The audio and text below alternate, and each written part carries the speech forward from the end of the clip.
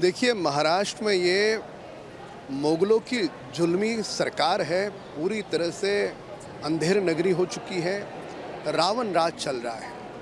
हम हुतात्मा चौक से पैदल हम महाराष्ट्र के गृह मंत्री के पास उन्होंने जो जबरन आपातकाल थोपा है, उसका विरोध करते हुए अर्नब गोस्वामी जी को तुरंत रिहा करें, हमारी मांग थी।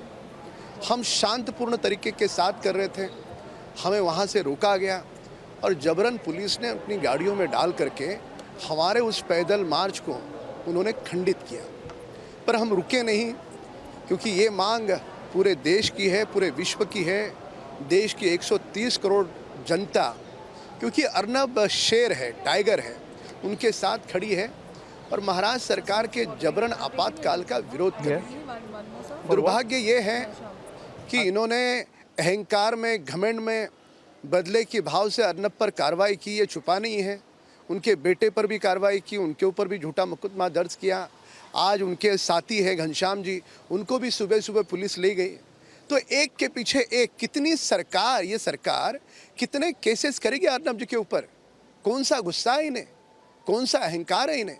ये केवल चाहते हैं कि अर्नब गोस्वामी महाराष्ट्र सरकार की विफलता देश और दुनिया को नहीं बताए। इस प्रकार से अर्नब को रोका नहीं जा सकता, अर्नब जी को रोका नहीं जा सकता, उनकी सच्चाई की आवाज़ को दबाया नहीं जा सकता। हम महाराष्ट्र के भूमि में यह रावण राज चलने नहीं देंगे, हम इसका विरोध करते हैं। आज गृह मंत्री अनिल देशमुख जी से मिले, हमने उनको ज्ञापन सौंपा है और उम्मीद करते हैं कि इस अन्यायपूर्ण स्थिति में हमें न्याय मिले। न्यायपालिका से भी हम उम्मीद करते हैं कि न्यायपालिका, सुप्रीम कोर्ट भी सो मोटो डिसीजन लेकर के अर्नब को तुरंत रिहा करे। एक के पीछे एक 10 महीनों में इतने केसेस कर दिए। आपकी बातें क्या हुई, आपकी बातें क्या हुई होम मिनिस्टर? हमने गृह मंत्री अनिल देशमुख जी से सवाल पूछे कि पुलिस का हम सम्मान करते हैं, पर पुलिस को कानून हाथ में लेने का अधिकार क्या है? क्या कारण है पुलिस ने अर्नब के साथ मारपीट की, उनके साथ दुर्व्यवहार क्यों किया? अरे, इस प्रकार से पुलिस दुर्व्यवहार नहीं कर सकती। अर्नब जी के जान को खतरा है, तो हमने महाराष्ट्र के गृह मंत्री से कह दिया कि उनके लिए पूरा देश खड़ा है।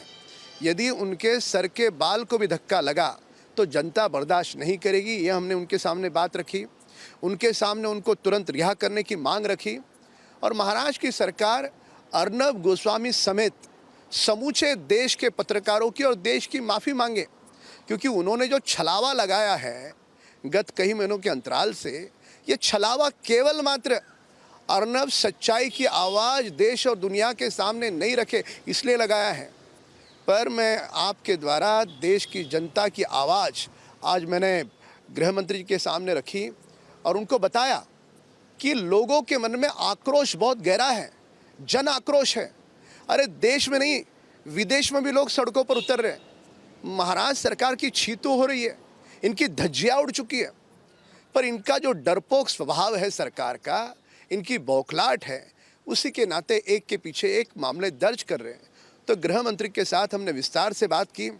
एक विधायक होने के नाते मेरा अधिकार है, हमने पूरे महाराष्ट्र की जनता की बात उनके सामने रखी, देश की जनता की बात उनके सामने रखी और उनसे कह दिया कि महाराष्ट्र सरकार का ये दुर्योधन रूपी अहंकार बहुत लंबे समय तक नहीं चलेगा। अर्नब जी को उनको रिहा ही करना पड़ेगा। ये हमने बहुत ही आक्रामक तरीके से उनके साथ सामने मांग रखी है। उनका क्या रिएक्शन रहा? आपने बातें रखी, उनका क्या रिएक्शन रहा? देखिए, मैं कह चुका हूँ कि ये महाराष्ट्र की सरकार धृतराष्ट्र की सरकार है। मतलब कुछ नहीं कहा, रिएक्शन नहीं, उन्होंने मेरी सारी बातें सुनी।